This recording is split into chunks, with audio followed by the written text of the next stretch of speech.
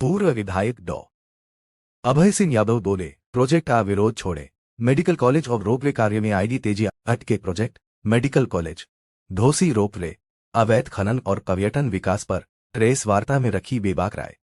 Social media की अफवाहों पर भी दिया जवाब। पूर्व विधायक डॉ अभय सिंह यादव ने शुक्रवार को आयोजित प्रेस वार्ता में क्षेत्र के विभिन्न विकास कार्यों, मेडिकल कॉलेज, औद्योगिक प्रोजेक्ट, धोसी पहाड़ी के विकास, अवैध खनन और सोशल मीडिया पर चल रही अफवाहों को लेकर विस्तार से अपनी बात रखी। औद्योगिक प्रोजेक्ट के सवाल पर उन्होंने कहा कि यह ऐसा प्रोजेक्ट है जिसका किसी को भी विरोध नहीं करना चाहिए। उन्होंने कहा कि सभी कक्षों को मिलकर इसे आगे बढ़ाना चाहिए ताकि क्षेत्र के युवाओं को रोजगार मिल सके। सुप्रीम कोर्ट में चल रहे मामले का जिक्र करते हुए उन्होंने कहा कि यदि विरोध में लगाई जा रही ऊर्जा विकास कार्यों में लगाई जाए तो प्रोजेक्ट जल्द शुरू हो सकता है। भ्रष्टाचार के आरोपों पर उन्होंने कहा कि सुप्रीम कोर्ट ने केवल मामले में यथास्थिति स्टे का आदेश दिया है। कोर्ट ने किसी भी प्रकार के भ्रष्टाचार पर कोई टिप्पणी या मुहर नहीं लगाई है। उन्होंने लोगों से सोशल मीडिया पर फैल रही भ्रामक जानकारियों से बचने की अपील की। उन्होंने ये भी बताया कि रेलवे ट्रैक से जुड़ी लगभग 1.25 एकड़ जमीन का समाधान भी अधिकारियों के स्तर पर तलाशा जा रहा है। मेडिकल कॉलेज के निर्माण पर उन्होंने स्वीकार किया कि काम अपेक्षित गति से नहीं चल रहा। उन्होंने कहा कि वे स्वयं भी इसकी धीमी रफ्तार से संतुष्ट नहीं हैं और चाहते हैं कि निर्माण कार्य तेजी से पूरा हो ताकि लोगों को इलाज के लिए जयपुर या रोहतक जैसे शहरों का रुख न करना पड़े। धरने प्रदर्शन के सवाल पर उन्होंने टिप्पणी करने से इनकार किया। धोसी पहाड़ी के विकास को लेकर उन्होंने कहा कि अगले लगभग 1.5 वर्ष में रोपवे परियोजना पूरी होने की उम्मीद है। उन्होंने बताया कि योजना के तहत धोसी पहाड़ी पर आधुनिक naturopathy centre, multi cuisine food port तथा तलहटी ने पर्यटन सुविधाओं के विकास का प्रस्ताव है।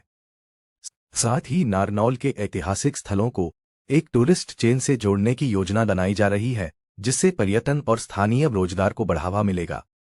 अवैध खनन के मुद्दे पर उन्होंने कहा कि सरकार इस पर रोक लगाने के लिए गंभीर है और जिला स्तर पर विशेष टीमें कार्रवाई कर रही हैं। नेताओं के संरक्षण संबंधी सवाल पर उन्होंने कहा कि ने ऐसे लोगों ने शामिल नहीं है और अवैध गतिविधियों पर सख्त कार्रवाई होनी चाहिए। प्रेस वार्ता के दौरान डॉ अभय सिंह यादव ने विकास परियोजनाओं में सहयोग, न्यायिक प्रक्रिया का सम्मान और क्षेत्र के समग्र विकास पर जोर देते हुए कहा कि सभी पक्षों को राजनीति से ऊपर उठकर जनहित में कार्य करना चाहिए। देखिए, इसमें कुछ भ्रम फैलाए जा रहे थे लॉजिस्टिक की जमीन के बारे में, उनको मैंने रिकॉर्ड के साथ तपस्या करने की कोशिश की है और मुझे उम्मीद है कि ये मामला पब्लिक के नोटिस में जाएगा और ये जो भ्रांतियां आई दूर होंगी। इस प्रोजेक्ट को आगे बढ़ने में मदद मिलेगी। सरकार का ये प्रोजेक्ट रुका हुआ था और इसको बार बार विवादों में फंसाया जा रहा है। मैं सिर्फ उसी संदर्भ में मैंने एक कोशिश की है। भूमि अधिग्रहण बिल 2013 और जो आपने सहमति पत्र से लिया उसके बीच विवाद किया जा रहा है। देखिए, बात मैंने आपको पहले स्पष्ट कर दिया कि भूमि अधिग्रहण एक्ट में उस समय सरकार ने फैसला किया था सीधे किसानों से खरीदें और किसानों ने उसके लिए किसानों से बातचीत की। उन्होंने मेजोरिटी किसान सहमत भी हो गए थे और मेजोरिटी ने जमीन दे भी दी। मतलब 1205 एकड़ में से 1050 एकड़ हमारे पास आ गई है। तो उसमें अब जो बची हुई जमीन है उस पे विवाद है, उसके बारे में कोर्ट करेगी जो फैसला करेगी।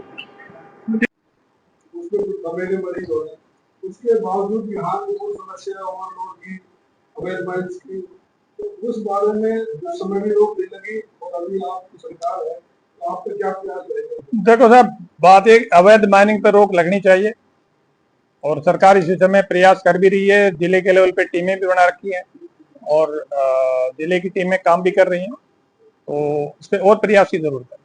जिला के कुछ बड़े अधिकारियों से हाल में बात हुई है, वो कह रहे कि जैसे ही हमने इन पर सख्ती की है कुछ राजनेताओं के समक्ष से हमारी शिकायतें पहुंची है। चलो, बात ये, मैं तो उनमें से नहीं हूँ, बाकी आप पता करें।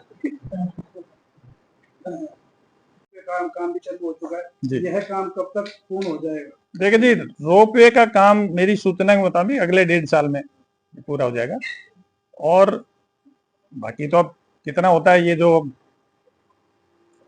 जनप्रतिनिधि है जाने, लेकिन शुरू में इनिशियल जो योजना थी वो योजना तो थी कि इस पे एक अच्छा नेचुरोपैथी का सेंटर बनाया जाए ऊपर पहाड़ पे और एक बढ़िया फूड कोर्ट वहाँ जो जो सभी कई प्रदेशों के भोजन मिले वहाँ, ऐसा फूड कोर्ट बना जाए। नीचे एक रिजॉर्ट बनाने का प्रस्ताव था, और ताकि ये बेसिक पर्पज ये था घोसी को नोडल सेंटर बना के, और ये नारनौल के जो ऐतिहासिक जो स्थल है इनको उस टूरिस्ट चेन से जोड़ा जाए, ताकि जो राजस्थान से आने वाले टूरिस्ट हैं उनका एक दिन का स्टे यहाँ हो सके और इस क्षेत्र की इकोनॉमी में बहुत बड़ा योगदान हो सके।